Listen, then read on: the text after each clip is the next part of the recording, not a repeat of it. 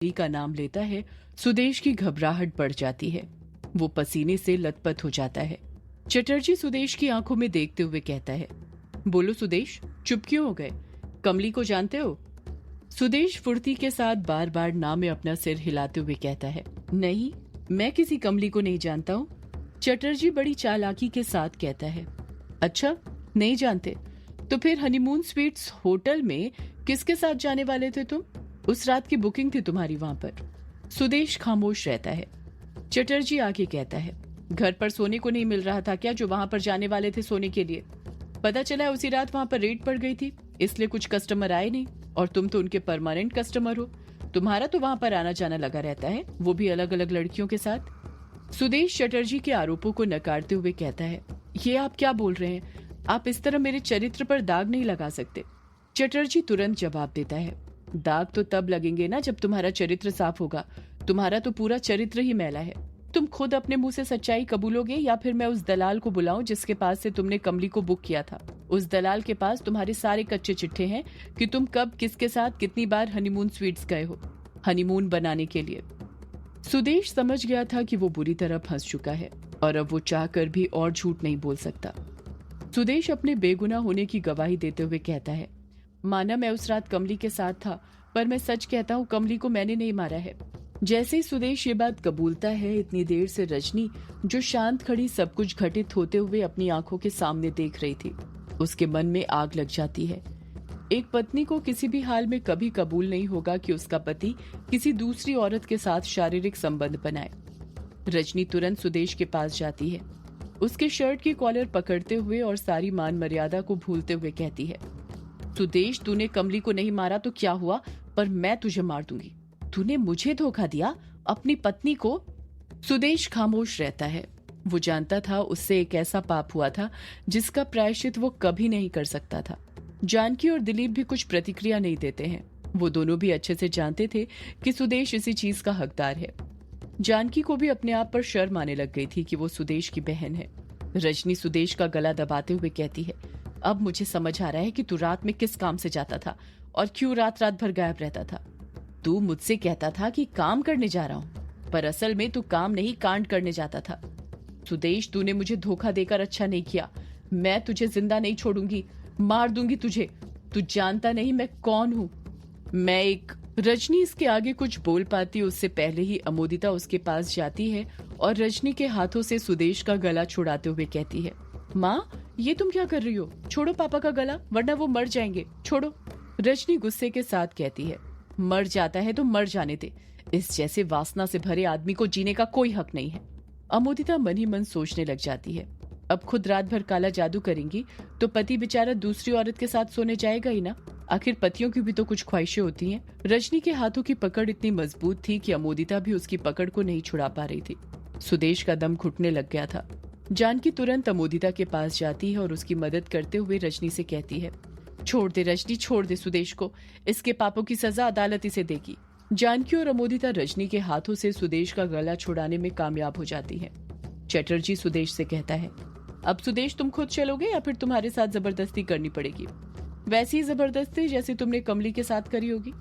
सुदेश अकड़ के साथ कहता है, आप अच्छे से जानते हैं कमली एक वैश्या थी। हमारे बीच जो हुआ था सब मर्जी से हुआ था। वो काम करने के पैसे दिए थे मैंने उसके साथ कोई जबरदस्ती नहीं करी।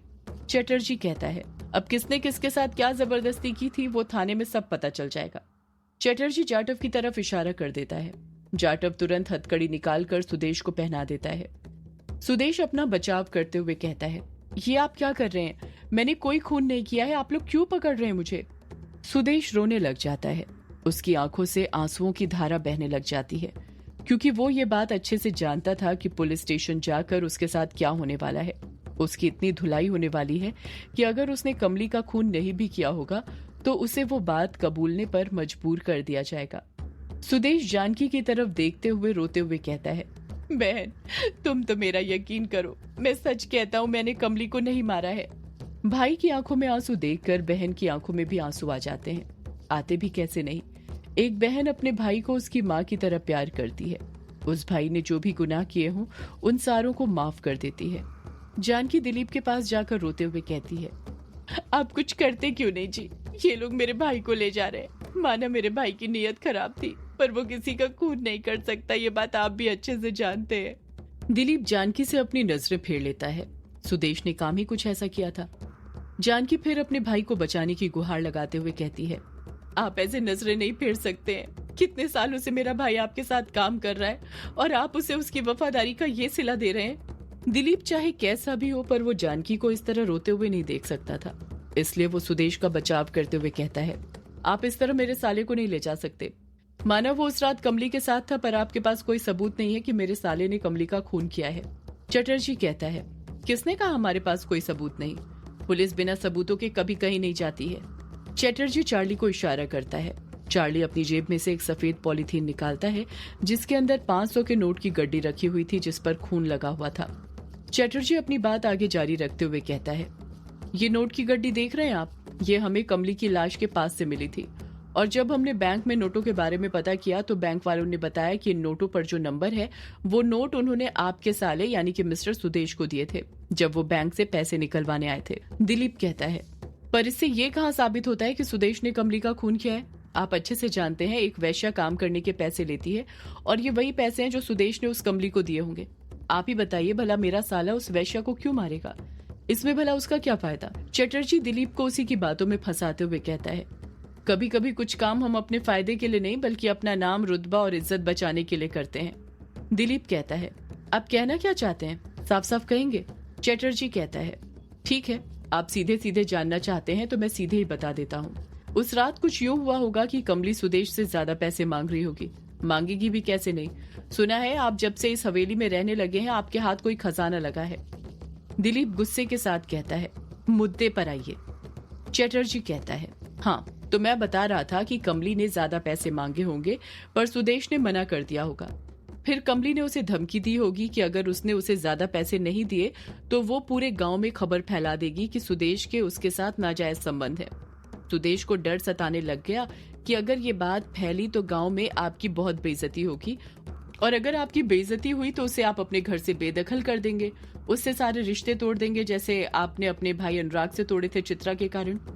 जैसे ही चटर्जी ये बात बोलता है कमरे के अंदर अचानक से खामोशी छा जाती है। सब दंग रह गए थे चटर्जी के मुंह से ये बात सुनकर। वंदना मन ही मन सोचने लग जाती है, इस पुलिस वाले को चित्रा के बारे में कैसे पता चला? चटर्जी अपनी बात आगे जारी रखते हुए कहता है, रास्ते में चार्ली ने आपके पूरे परिवार की जानकारी दी है मुझे, चित्रा के बारे में भी, जिसे आप लोगों ने भुला दिया है।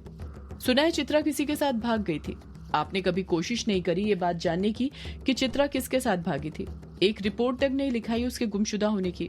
खुद डिसाइड कर लिया कि वो किसी के साथ भाग गई। दिलीप अपनी मुट्ठी भींचते हुए कहता है, तू मुद्दे से फिर भटक रहा है, मुद्दे पर आ। चटर्जी कहता है, खैर ये पुराना मामला है तो मैं इसमें दखल नहीं दूंगा। तो मैं कह रहा था कि सुदेश को डर सताने लग गया और उसी डर से उसने कमली का खून कर दिया और इल्जाम लगा दिया यक्षिणी पर। दिलीप कहता है, ये आपकी मनगढ़ंत कहानी है। सच्चाई तो ये है कि सारा गांव जानता है कमली को भी उसी यक्षिणी ने मारा है। चटर्जी कहता है, कहानी मैंने नहीं आप लोगों ने बनाई है यक्षिणी की। मुझे तो लगता है अब तक गांव में जो भी खून हुए हैं सब में आप दोनों का ही हाथ है, इसलिए आप अपने साले को बचा रहे हैं कि कहीं आप भी ना फंस जाए। दिलीप खामोश हो जाता है, पलटकर कुछ जवाब नहीं देता। चटर्जी कहता है, ले चलो जाटवी से, अब बाकी की बातें पुलिस स्टेशन में होंगी। सुदेश रोते हुए कहता है, मुझे बचा लीजिए जीजा जी, मैंने कुछ नहीं किया है। दिलीप सुदेश को तसल्ली देते हुए कहता है, तू फिक्र मत कर, मैं बस अभी पहुंचता हूँ वकील को लेकर, तू डर मत, ये लोग तेरा कुछ नहीं कर पाएंगे। पुलिस वाले सुदेश को लेकर वहां से चले जाते हैं और कोई कुछ नहीं कर पाता है। इस तरफ ग्रेवयार्ड कोठी में कायर और कछुए ने नहा लिया था और वे नहाकर युग के कमरे में बैठे हुए थे। युग के कमरे में ही बाकी सब बैठे हुए थे, सिर्फ वर्चस्विनी और तारा को छोड़कर। अभिमन्यु उन दोनों को सारी बात बता रहा था कि क्यों वर्चस्विनी उनके साथ ग्रेवयार्ड कोठी में रह रही है। सारी बात सुनने के बाद कायर कहता है, अच्छा तो वर्चस्विनी जी भी डायना की तरह ग्रेवयार्ड कोठी का लुत्फ उठाना चाहती हैं, इसलिए पेइंग गेस्ट बनकर यहाँ पर रहना चाहती हैं। युग कुछ सोचते हुए कहता है, पेइंग गेस्ट बनना तो बहाना है, वर्चस्विनी का मकसद ग्रेवयार्ड कोठी में रहने का कुछ और ही है। युग जैसे ये बात बोलता है शालिनी हड़बड़ाहट के साथ कहती है, क्या मकसद है युग जी वर्चस्विनी जी का? युग जवाब देता है, सच्चाई का पता लगाना। शालिनी पूछती है, कैसी सच्चाई? युग कहता है, वर्चस्विनी जी को ये लगता है कि गांव में जितने भी खून हुए हैं उनके पीछे हमारा हाथ है, क्योंकि कत्ल की स्क्रिप्ट यहाँ से मिली है, इसलिए वो यहाँ पर रुकी हुई है ताकि सारी सच्चाई का पता लगा सके। अभिमन्यु कहता है, पर मुझे नहीं लगता वर्चस्विनी जी का यहाँ पर रुकने का ये कारण है। युग पलट कर कहता है, और तुझे ऐसा क्यों नहीं लगता? अभिमन्यु युग को एक्सप्लेन करते हुए कहता है, क्योंकि वर्चस्विनी जी कल रात तक टाइपराइटर अपने साथ ले जाना चाहती थी सबूत के तौर पर, और आज सुबह जब चार्ली और जाटव आए तो उन्होंने उस चीज का जिक्र तक नहीं किया, ना ही ये बताया कि उनके हाथ कोई स्क्रिप्ट लगी है। अगर उन्हें हम पर शक होता तो वो ये बात चार्ली और जाटव को जरूर बताती। युग पलट कर कहता है, उन्होंने इसलिए ये बात उन दोनों को नहीं बताई होगी क्योंकि अभी वो इस बात को अपने तक ही रखना चाहती होगी, अकेले केस सॉल्व करके प्रमोशन पाना चाहती है और कुछ नहीं। शालिनी युग को देखकर मन ही मन सोचने लग जाती है, ये युग बाबू इतनी चालाकी भरी बातें कैसे करने लग गए? कहीं ये सब उस निशान का असर तो नहीं? युग की बात का कोई कुछ जवाब देता उससे पहले ही वर्चस्विनी की आवाज सुनाई देती है, युग तुम गलत समझ रहे हो, मेरा मकसद कुछ और ही है। जैसे ही वर्चस्विनी की आवाज सुनाई देती है सब लोग दरवाजे की तरफ देखने लग जाते हैं। दरवाजे पर वर्चस्विनी खड़ी हुई थी और उसके पीछे तारा। वर्चस्विनी के चेहरे के एक्सप्रेशन देखकर ऐसा लग रहा था जैसे उसने युग और उसके दोस्तों के बीच की सारी बातें सुन ली थी। वर्चस्विनी कमरे के अंदर अपने कदम बढ़ाते हुए कहती है, तुम लोग मेरा मकसद जानना चाहते हो यहाँ पर रुकने का? कोई कुछ जवाब नहीं देता है। वर्चस्विनी युग के एकदम पास जाते हुए कहती है, मेरा मकसद तुम हो युग। वर्चस्विनी की बात सुनकर कमरे के अंदर मौजूद सभी लोग दंग रह जाते हैं। वर्चस्विनी अपनी बात पूरी करते हुए कहती है, सिर्फ तुम नहीं युग, तुम्हारे दोस्त लोग भी, मैं इन सब से दोस्ती करना चाहती हूँ। जब से ये ड्यूटी ज्वाइन करी है मेरा कोई दोस्त नहीं बना, पर अब मैं दोस्त बनाना चाहती हूँ, वो भी तुम लोगों को, क्योंकि जितनी गहरी दोस्ती तुम लोगों में है उतनी मैंने कहीं नहीं देखी। कछुआ फटाक से कहता है, मैं तो आपको वर्चू कब से दोस्त बनाना चाहता था, याद है आपको फ्रेंड रिक्वेस्ट भी भेजी थी और आपने एक्सेप्ट भी करी थी, बस बात ही नहीं करी। वर्चस्विनी बड़े प्यार से कहती है, तो अब कर लेते हैं। कायर धीरे से बड़बड़ाता है, ये वर्चस्विनी जी को क्या हो गया, ये कछुए की तरह पागल कैसे हो गई? अभिमन्यु मन ही मन सोचने लग जाता है, कल रात जरूर कुछ न कुछ तो हुआ है, वरना जिस वर्चस्विनी को मैं जानता हूँ वो ऐसी बिल्कुल नहीं है। वर्चस्विनी कछुए की आंखों में देखते हुए कहती है, मेरे पास तुम्हारा कुछ सामान है कछुए। कछुआ मुंह बनाते हुए कहता है, आपके पास? वो भी मेरा सामान? क्या है? वर्चस्विनी अपना राइट हैंड दिखाते हुए कहती है, ये। जैसे ही कछुआ वर्चस्विनी के हाथ की तरफ देखता है उसके रोंगटे खड़े हो जाते हैं।